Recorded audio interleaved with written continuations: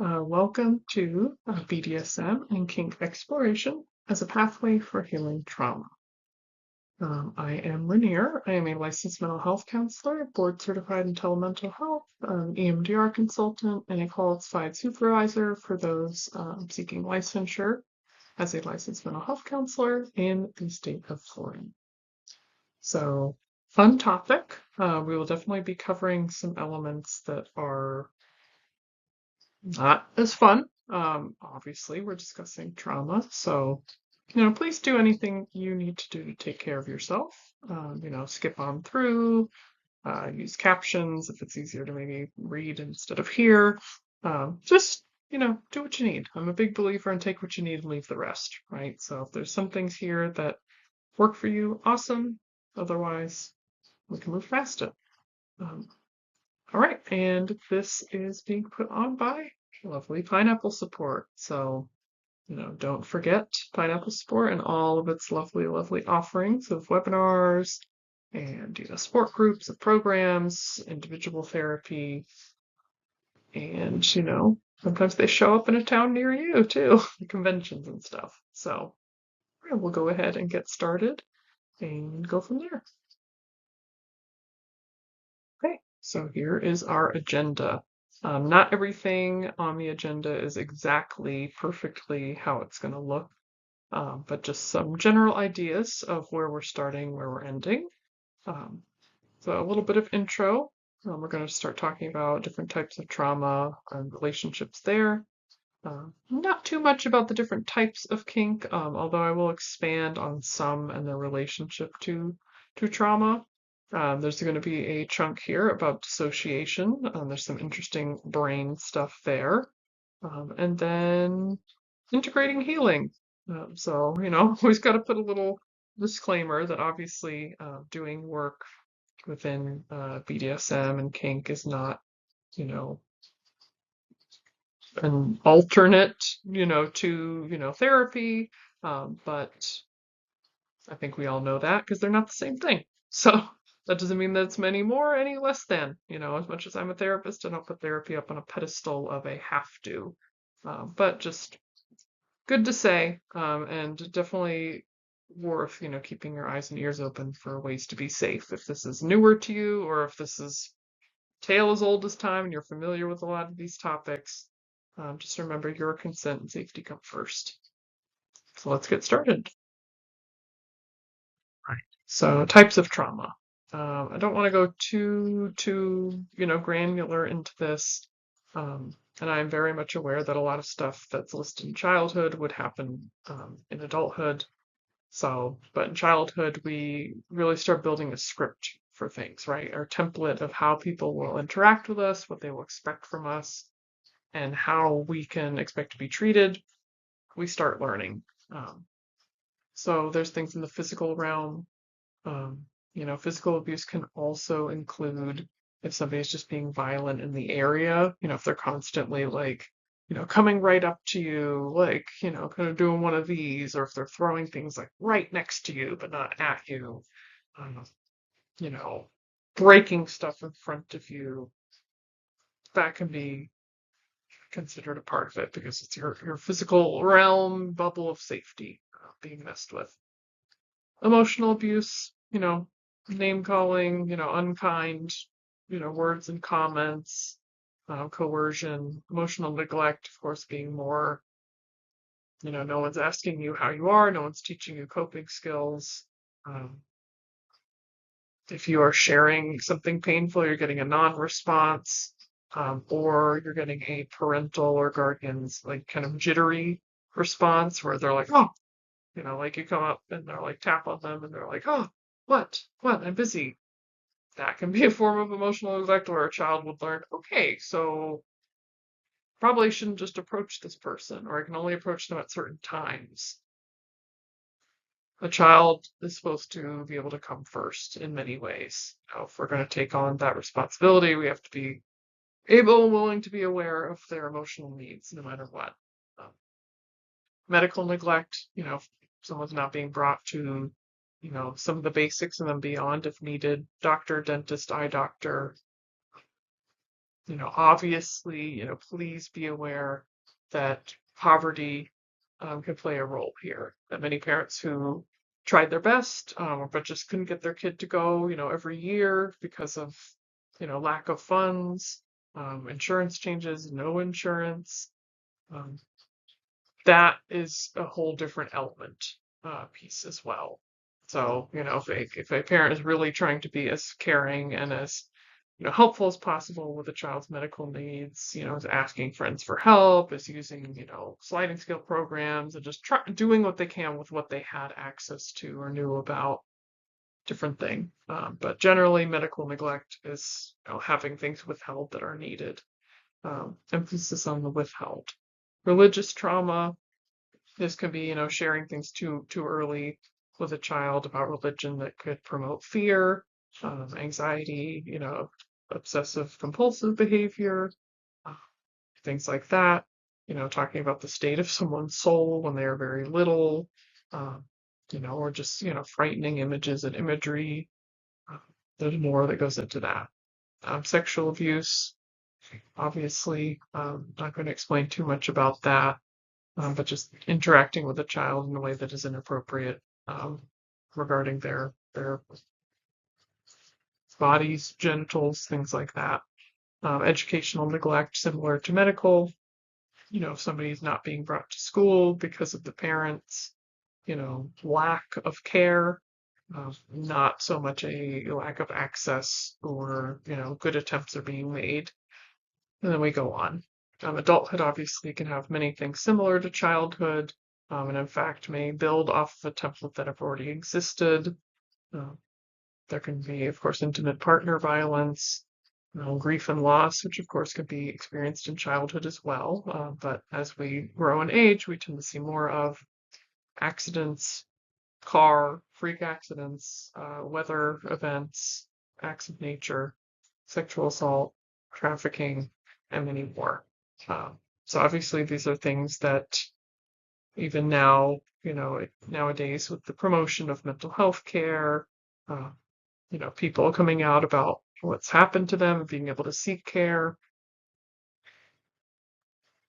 Looking at this list, I think we could understand that would be very difficult to always do, or even to know how to do. Or if you've experienced a lot of these, we may not even think anybody wants to hear about it. Why should I share? This is just how life is supposed to be, or this is what I deserve. Um, which is why most people's pathway to healing is not some linear, I figured out what was going on. Now I go to therapy. Yay. It could be I'm learning things through interesting practices with others. So, what are the effects of trauma in sex and also sensory elements? I'm really thinking body and intimacy, because many times people that are doing kink scenes are, asexual or not feeling aroused, or that has nothing to do with it. Although to other people, they may associate it with only a sexual element. So that's why I want to speak about just body sensory stuff too. There can be a lot of inhibition.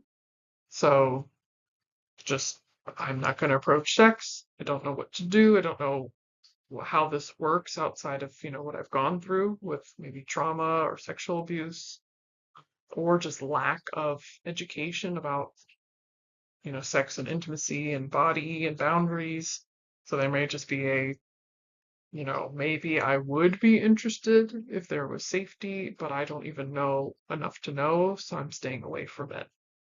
Exhibition, of course, somebody, sometimes the term hypersexuality is used. I have some thoughts on that, we don't need to go into right now, but where there's a lot of exhibiting, highly sexed behavior, uh, where sometimes safety maybe falls by the wayside. Somebody is seeking a lot of dopamine and oxytocin needs to be met, bonding, caring, and feel like this is the way. Whether somebody told me this was the way through, emotional abuse or, sexual abuse, this feels like, only what I know, things like that can be happening. There are sexual dysfunctions. There are many. They can have to do with, um, you know, ejaculation, bodily fluids, pain, tightness, things that are delayed, things that are premature. There's a lot of different elements here. Some of them, of course, do have some biological bases, and then some of them, may be environmental. Figuring that out is very, very important to healing and help. So if that's something that you're dealing with, I encourage you, to find a professional who understands both sides. Fear, of course, fear can be a really big thing, which can go along with inhibition and sometimes even exhibition. Just vulnerability with another person can be terrifying because that was either never taught, never experienced. Yeah.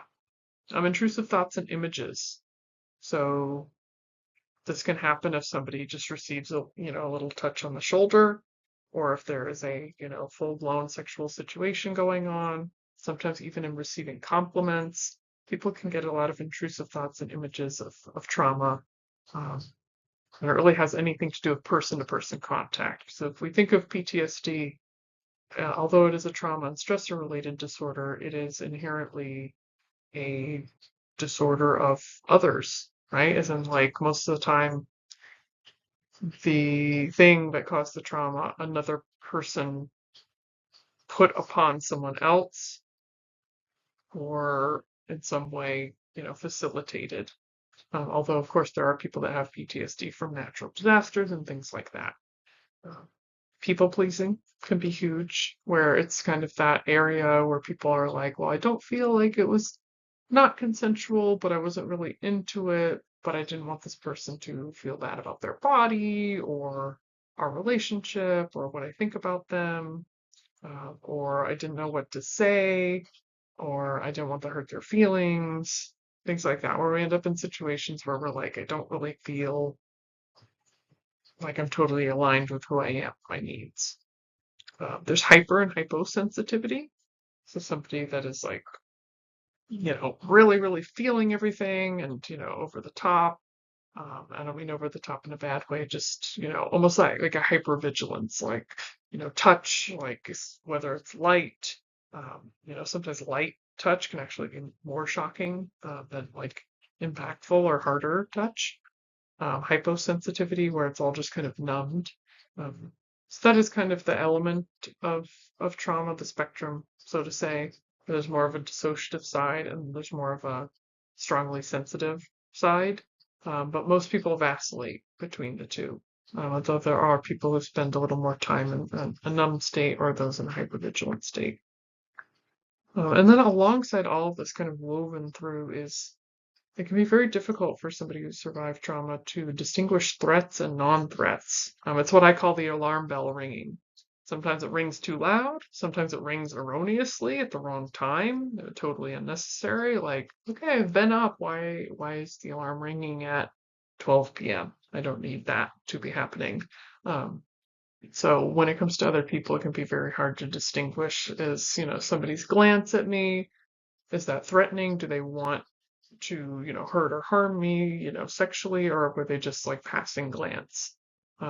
Or sometimes somebody is doing something deceitful or traumatizing, but the brain is like stuck in the social element and is like, I don't know if this is a threat. Usually it's more leaning onto, because of our human brain and part of the brain called the default mode network, all the stuff going on in the amygdala, which is kind of that fear center, part of the limbic system, going to be usually distinguishing more threats than non, but sometimes missing direct threats, because if somebody's used to that their whole life, sometimes it may not register.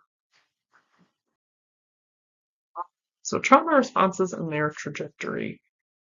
These are just some things that I really encourage people to know about. We'll spend some time on this.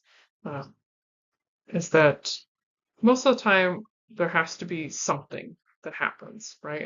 And for the order of this, we'll just call it a threat. So something is noted, whether accurate or not, like we said on the last slide. Sometimes the distinguishment can be very difficult, and bodily arousal begins. This can be somebody kind of glazing over, faculties almost start shutting down, bodies numbing out, feeling maybe like fuzzy, almost like cotton ball between the ears, or somebody can go really heightened mode. sweating. It's what I call dropping the weight. The body is like, I need to pee, I need to poop, I need to sweat. Like I need to be efficient to run. So I'm dropping all excess. And then of course other bodily responses, for to getting you into an active mode, muscles, there's so much that goes on when someone goes into hypervigilance. Um, so that's number one. Now, what the body will do next can be a variety of factors based off of what somebody has lived through, gone through, temperament, biology, hereditary stuff, generational trauma. Um, so there's fight or flight. I think a lot of us know that. These are active responses. It's a really important thing to remember. These are active responses that, although not enjoyable to experience, do allow for a level of processing and responsiveness, right? Because if you fight, you are contending with the issue, the person, whatever's going on. If you flee, you are trying to get out of the way and protect yourself from the issue. Um, so most people that deal with freeze response will be very upset that they did not have a fight or flight response. And there can be a lot of guilt and shame around, why didn't I fight? Why didn't I yell? Why didn't I scream? Why didn't I run? Why didn't I do this, that, and the third? When it wasn't any fault of their own at all. It's just a conglomeration of different factors that are, you know, at the time of experience, fairly uncontrollable.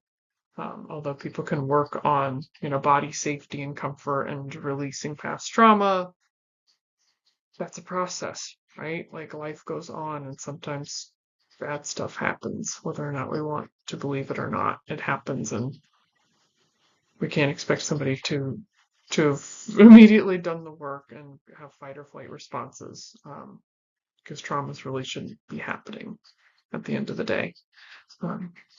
But fight or flight are the active responses. Freeze and fawn. These are much more common. It is honestly a rare occasion that I work with any clients who have a fight or flight response.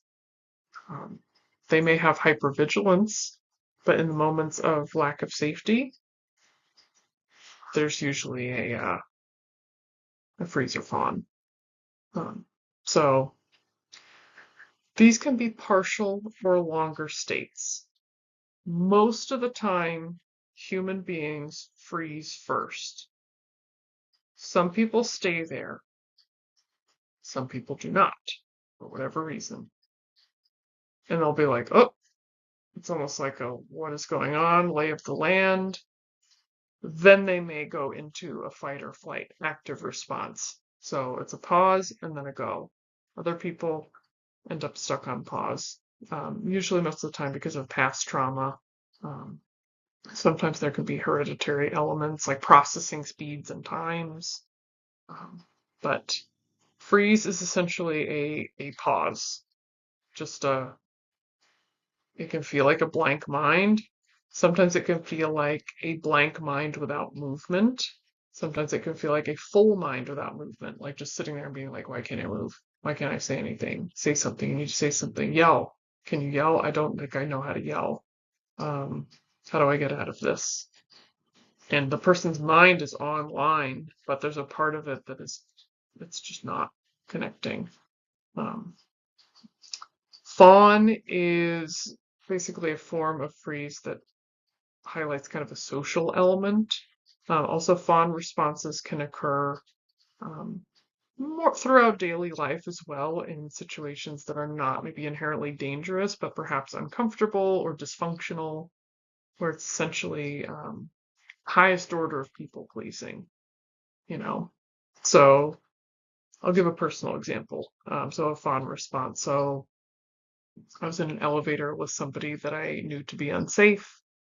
They jumped in there at the last minute, literally, like kind of one of those like push the door open, come in, slam the button kind of thing. My brain knew that this person was unsafe. I don't have a fight or flight response, really. I didn't now I do, but I didn't back then. And my brain was still trying to keep the social element.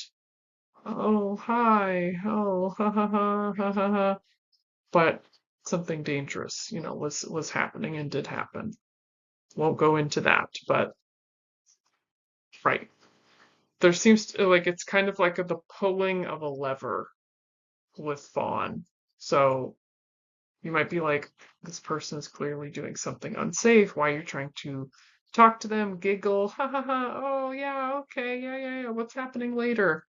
People might be like, what is going on? This is clearly unsafe, but sometimes these responses are the way to maintain safety. So I just really want to throw that out there. I know we're talking about active responses, some that aren't active, maybe feeling stuck in some of these responses, but please know, sometimes just our biology and our like deep intuition knows best. There are times where if somebody had tried to flee when they froze, it would have been immensely unsafe. Um, there are times where people would have maybe tried to fight, and that would have been immensely unsafe. There are times where people fight, and freezing would have been unsafe. So there's all different varieties. We can't know because we don't have access to those timelines, right? Of like, well, if it would have gone down differently, we don't know. Um, Parts of freeze are the immobility types. So this is drawn more from like animal responses, but people do this as well. So sorry if this part is not enjoyable to listen to. So there's tonic immobility. That is a paralysis. That is like a hard, like hold a lot of tension, like rigid kind of freeze frame response. Um, that can happen for a variety of reasons, but it can feel like a paralysis. That freeze I spoke about, which is like, why can't I move? Why can't I say anything? I need to open my mouth to yell. Why aren't you yelling? That can feel more like the tonic immobility. Collapsed immobility can be more along the fainting side. Somebody doesn't actually have to faint. Same thing with tonic. Somebody doesn't actually have to be paralyzed to have these responses. Collapsed immobility is more of like a ragdoll response. So dead weighting, if somebody picked up your arm, it would just fall flat. Um, there's a biological aspect to this where if somebody were to be quite seriously physically injured, why the ragdoll response can happen is to preserve blood loss. So, if somebody's not providing the tension, the push pull, yeah. So I won't go too much further with that because I understand that these aren't enjoyable to listen to, but we will kind of weave them in when talking about kink and move on to greener pastures. Um, but both of those immobilities represent when something cannot be avoided, which is usually why a freeze response occurs in the first place, in any of these immobilities in fawn. Now, quiescent immobility is something that kink can tap into, where people may feel kind of a dissociative flow state, but feel safe and their body is at rest. So fight or flight, rest and digest. So in a quiescent, these are more restful, relaxing states. So that is what we're hoping to tap into with kink. So we'll go into that further. So these are some types of kink. I clearly did not list everything under the sun here. I am fully well aware that this is a chump list, but I didn't think throwing a wall of text would be helpful. I thought it would be good to just start, with a couple and expand on them. So we have things that involve flipping the script around sensory elements, right? We have things that represent relational or social. Um, we have things that buck up against taboo. We have new body experiences. We have power differential flipping. So I think we can see a lot of these, could be interesting experiences for, seeking to heal, with impact play. And this is the examples I give, by the way, are not exhaustive, nor are they always the story. I don't believe that every single person that likes impact play had physical childhood abuse. Some people just like it because they like it. I don't think we need to always psychoanalyze everything down to the core. Um, but that could be the case. I have known many of people who have dealt with, physical abuse in childhood or intimate partner violence, and at some point in their life, enjoy some sort of impact play. Um, right, flipping the script. I think we can see that the can go down all of these, but we'll come back home to basically it's flipping the script. Um, BDSM, right? All the elements of that. That's kind of the relational, social, power differential flip. Age play. I won't go too far into this because this could almost need its whole own presentation. There's a lot of nuance with this. There's a lot of small little details. Obviously, you know, there's complications, so I don't want to get into all of that. But when it comes to specifically kink, or just people who identify as like enjoying little space, that doesn't always have to relate to kink, and it certainly doesn't have to relate to sex and sexuality. Um, but that can be really powerful for people to be like, I'm going to talk in this voice and use a coloring book and just kind of, enjoy the sensory elements so I can reclaim my childhood, to what I wish it would have been. And now I can have that now. So, I know some of these things can have some sexual elements. Not all of them are or do or always do for everyone. I think we can see stuff with fluids can be very sensory element. People can reclaim, things that have happened to them that were uncomfortable. Role play, similar, flipping the script relationally and socially. Um, exhibitionism and voyeurism. We have to obviously be careful with who's consenting to that and things like that, because those obviously can go in directions that are not okay, but can still be ways to experience the thrill, like that almost like hypervigilant feeling, but not in that way of hypervigilance. Um, I could go on, but I think we kind of get the point. It's all about flipping the script, no matter in or outside of sex or intimacy. So if I haven't made it abundantly clear, what is different between scening, having a kink scene, and trauma? Well, boy, a lot, right? But it boils down to the things that are the elements of BDSM and kink, which is consent, communication, and trust. Uh, when people try to categorize, well, and why I put this as a question, what's different? Because people actually ask things like this, right? They're like, well, what you're doing now, that doesn't make sense to me. Wouldn't you want to be away from that? I mean, after all that you've gone through, it's different. Somebody may not, be with an unsafe person or at a small age or in a disempowered state where we can't really, it's almost like the punching up, as a child with the power and privilege that we have, it would be a punching up, and anyone else who's hurting and harming us, it's a punching down. Somebody who already is disempowered simply just because of age and faculties. So yes, consent, communication, and trust, power differentials and the exchange, right? These are things that are known about, people are aware of, people are talking about this. It's not I am literally in a power differential from you, and I'm going to use this to exploit you.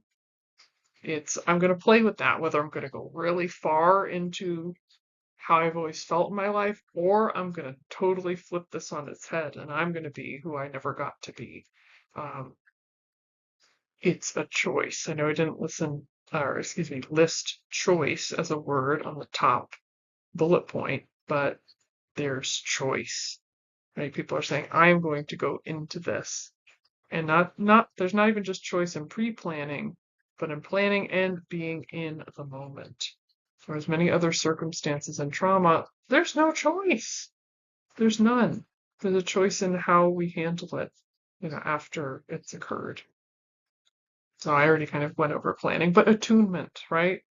In situations, if we are engaging with, kink or scene, And it is somebody else, because some people do, kind of run scenes themselves. Um, you might be attuned to the other person. There's like perhaps, whether it's scene partner, friend, family member, personal partner, platonic, sexual partner, whatever. Theoretically, there's a level of attunement there. I know you, you know me. You can pick up on some of those micro expressions, what you already know about me historically, what I've said works for me and doesn't. Care. That's another, there's a lot of C words here. Consent, communication, choice, care. Care being another one. In trauma, there's not care.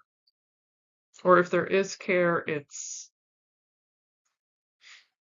it ends up maybe misused, or overdone, or right, because some parents that cause trauma meant the best, and this is again very dependent, but they didn't have the tools and ended up projecting on their own child, asking their child to do emotional caregiving for them, acting out things on their child. So yeah, there is that. Yippee! So we get to some of the fun stuff of why. Why do this? And please don't take this as everyone needs to be involved in kink. I assume if you're watching this, you're already, like I said, practicing or interested, or do work in the adult industry around this, and maybe you're thinking about how do I bring this to my life, or the opposite. I do this in my personal life. How do I bring this to my work? Like, what's important about this? Um, Kink can be a really beautiful thing, especially when it's done safely and shame-free, and nobody is putting taboos on you. As we already know, with the experience of kink shaming, not everyone's always going to get it. Does everyone need to get it for it to be fine for you to do it? No, I don't think so. Some people are just, they're not going to, it's not going to apply to them. That's like trying to say, well, I'm an artist and I want to try to make myself into a computer programmer. I'm sure you could. Do you want to? Do you value that? Do you need to be who you are? No. So what are some of the benefits? So there's power exchange, right? We've gone over that. You get to play with something that is so unique, because in the world, in these systems that we're in, there's a lot of people that have power over us, usually tangibly, like maybe it's financially, or through their role, some sort of hierarchy. Society is set up very hierarchical, especially westernized cultures. Now, at the end of the day, do I believe that in truth anyone has power over the other, or should? I'll say maybe no to the latter, and the former is more complicated. But like, people are people at the end of the day. We've created a lot of systems that, end up with power differentials really being a real thing, because of how systems treat it, who they're compensating for what and for how much, who gets more attention, who gets more stable housing. There's a lot of things to go through here. So I think it can be really powerful when you get to go into a place of your own choosing and just say, just for now, just for a moment, I live outside of that. Whatever it might be. That's where role play comes in. People sometimes will play around, with their experience around socioeconomic status, will play around things, with personal aspects of identity, could be gender. It could just simply be like who is more like direct and dominant versus who's not. Like, it could be simple to complex. And that's the beauty of it. It lets you explore vulnerability. I think we've noticed throughout talking about all the different traumas, those were vulnerable, but not the types of vulnerability that somebody wanted to engage in. People were being forced into situations that were hurtful and harmful. Whereas this can be a way to explore vulnerability with elements of planning, right? So it's not like, well, I'm just going to jump in and see what happens. It could be like, well, we're going to do this, and hey, if this happens, we're going to do that.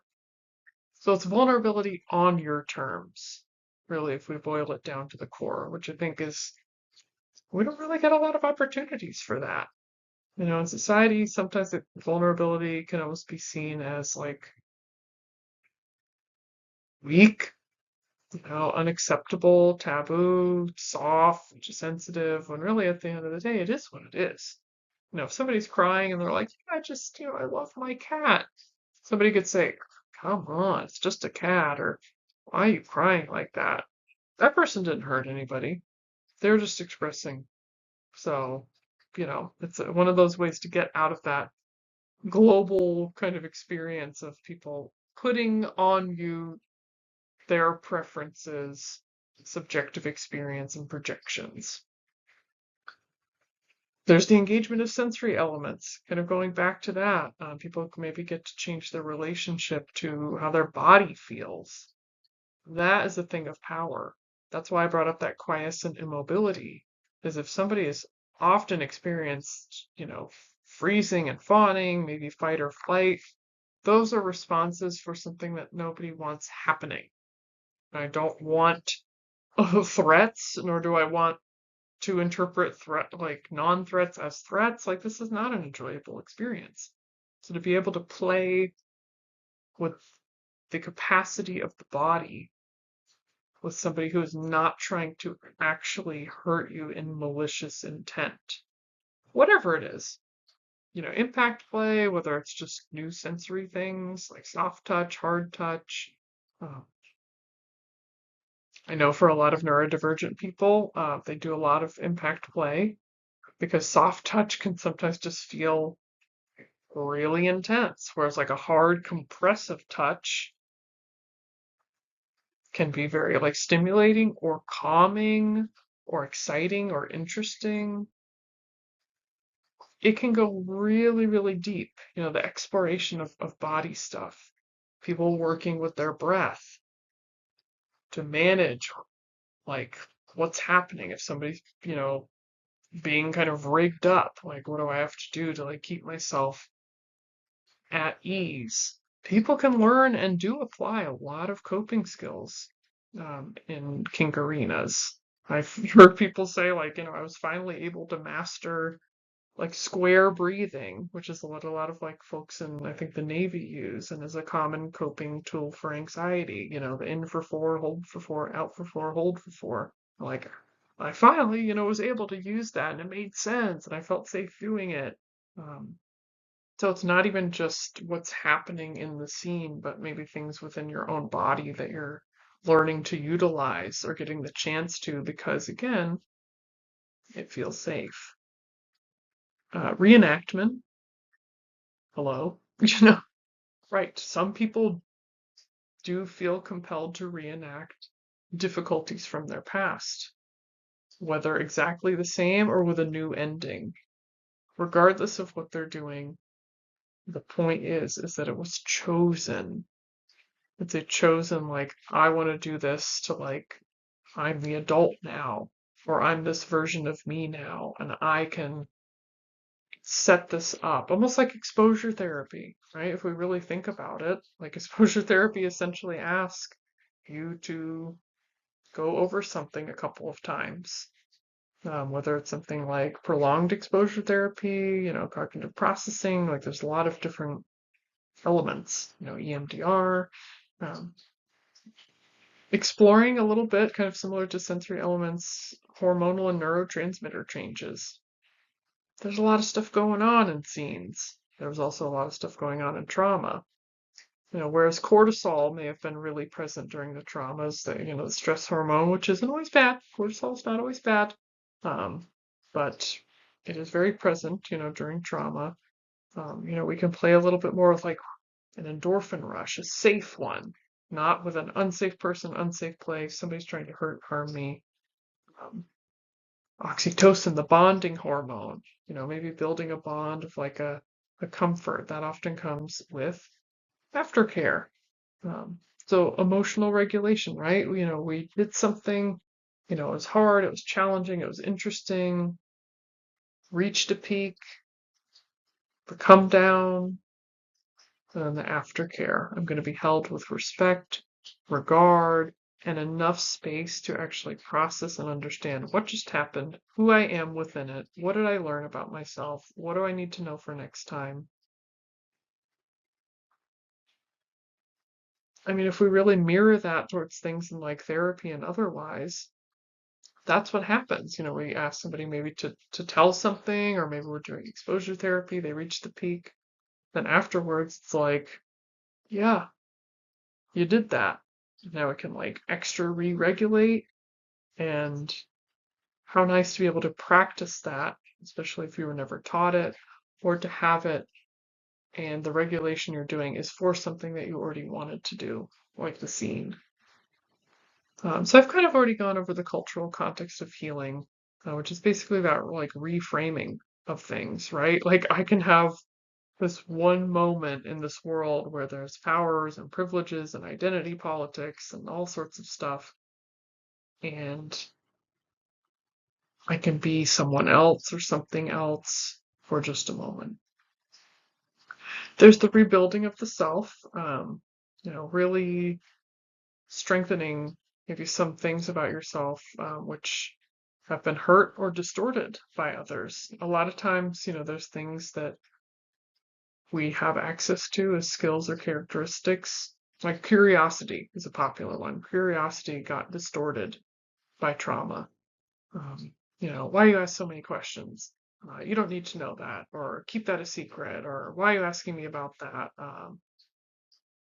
Curiosity can often be seen as oh, I shouldn't do that. That's dangerous to do. Um, there's a lot of other characteristics, but yeah.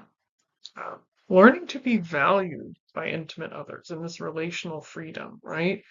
It can be very liberating and opening to learn how to experience care from others without, tit for tat, retaliation, some sort of agreement nobody agreed to. Um, are you going to get me back? Are you going to do this? Like, just care for the sake of care. That's a really powerful thing to survivors. Um, Reclaiming power and control. There's so many boundaries that go on in kink. Whether it's time boundaries, this is not going to last all day, we're going to be in this for this amount of time. Whether it's personal touch boundaries, please do this, do not do this. Whether it's stuff around like social and personal preferences, don't call me that, do call me this. It's all boundaries. And it's maintaining them. Because if something goes amiss during a scene, that's a practice moment for, I'm going to solidify this and say, hey, let's not do that anymore. Let's pause here. I cannot overstate how powerful a lot of these, are experiences to have. Changing and transforming behaviors. It's essentially, that's back to the exposure therapy piece. If there's a behavior that is, troublesome for you, or you're like, oh, I'm getting that big spike of anxiety, you get the chance to be like, okay, hold on. Who am I with? Where am I at? What am I doing? Why did I want to do this? Okay, I'm all right. If I need to stop, I know what I can say and do. Also, I know this person. If they pick up on a lot, they're probably going to tell me to pause and go on, so forth. So it can learn to handle anxiety, can learn to handle the come down, can learn to handle vulnerability. Anything that one is not familiar with that maybe we're working on being exposed to more. And then transcending pain or having a new relationship with it. Whereas pain before may have meant that immediately goes to this memory or makes me think of this person. It can be, this impact was a new experience for me, or this person did it. So now it's associated with a time I set the rules. New template, new memory. This stuff does change neuronal pathways. If you want to look in further, there's some info down there. All right. So we'll continue on. So we're basically about to wrap up, but if you haven't started the journey, how to begin? If you're curious, this is no, hey, go do it. You should. This is the only way to heal trauma. There's so many pathways, but there's personal exploration, right? This could be a simple, like, you know, today when I masturbate, I'm going to use a blindfold. What might that bring for me? Now, somebody else who's like a kink, expert might be like, well, but that's just context, right? What they're used to in their life. It could be something as simple as that. Partnered exploration, obviously, saying, you mind if we head down to the shop down the road? I want to see if anything strikes my fancy while we're out. Or maybe I can talk to somebody who works there and be like, well, this is kind of my journey I'm on. What do you think? Viewing new content, right? New ethical content. Just being like, people have talked a lot about this. Not sure how I feel about it. Sit and watch. The amount of people I know, especially neurodiverse folks, especially folks in the industry, who maybe have total different experiences in their personal life than their work life, will sometimes watch content almost like a study. Like, not like oh my God, I have to be sexually aroused. It's just more like what does this make me think? How does this make me feel? Could I see myself in this, or does this seem cool for people who do it, but I'm not into it? Whatever. Um, I know I kind of have already woven this in, but trying, at-home experiences, things that maybe you don't already need to go out and get something, being like, hey, I want to try being, having no access, like very vulnerable choice, having no access to like using my arms. All right, we're gonna wrap a towel around. It's soft, it's not gonna be like a rope or a handcuff. Let's check that out. Um, essentially microdosing kink, right? Little elements, a little moment of like a spank or a little moment of, somebody saying, I'm going to spend some time in like little space. It doesn't have to be, I've committed this to my lifestyle. I'm going to all fetish conventions. It can just be little elements just to see if it's something that could be part of the human experience for you. And just generally, as I've been trying to mention throughout, exploring kink is a lifestyle outside of scenes. There is something about kink and kinkiness that I think can transcend beyond what you're actually practicing and more of how you think about the world through consent, communication, care, trust, fairness, expectations, social, agreements, clear communication. So yeah, even if all of the stuff with the types of play and scenes is just like bringing kink to life is really like bringing boundaries to life. It's bringing self-empowerment to life. It's bringing care for self to life. And last but not least, thank you. Thank you for listening. I know that there's many more slides that could have probably had 10 slides. But we're just taking a look-see today. So thank you for listening. Be safe in all your practices. If anything struck your fancy, awesome. If you learned something new about yourself today, awesome. If you're like, okay, great, that was cool, that's fine too. So I've been Rainier, brought up here by Pineapple Support. I hope to see you around again. If you need anything, feel free to send me an email. Other than that, I wish you well and happy trails.